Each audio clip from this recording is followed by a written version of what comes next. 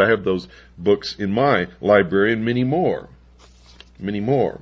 But knowing Shirley MacLaine, and folks, I do, knowing this scatterbrained twit, when she has books on Marxist theory, including a biography of Karl Marx, you can bet that she's a socialist.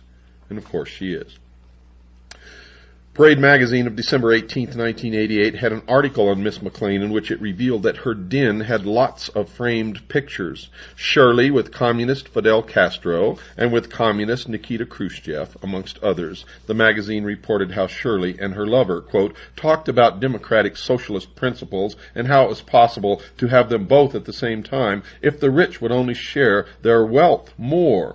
Elsewhere in her book, she wrote about how much of a hypocrite she was when she added this contradictory statement, and they all do, quote, wanted to talk to him about how I had made a lot of money and that it made me feel elite in a world that was broke to know I could buy just about anything I wished for, unquote. Just like Jane Fonda, who's been pushing for gun control for years, who was stopped by law enforcement officers on the freeway, and her car was found to contain many pistols and weapons, firearms. Hypocrites and liars. However, nowhere in her book did she say that she had freely donated any of her own wealth to the relief of the poor.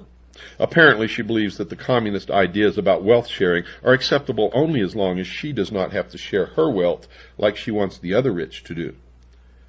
You see, most rich purport to be socialist, but in actual practice, none of them really are.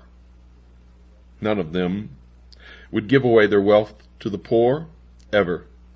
Yet they pretend to be liberal, socialist, Marxists. In reality, they demonstrate that they are exactly the opposite. They are liars and hypocrites.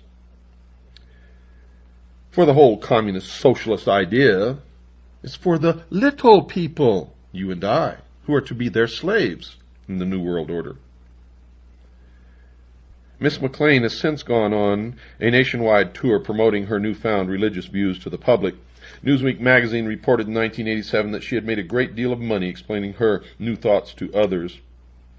Quote, since MacLaine began her tour in January 1987, more than 10,000 people in 15 cities have paid $300 admission fee, unquote. Well, you know me, folks. I have absolutely nothing against that. If she could have got $1,000 a head admission free, it would be okay with me. Now, 10,000 times 300 equals $3 million.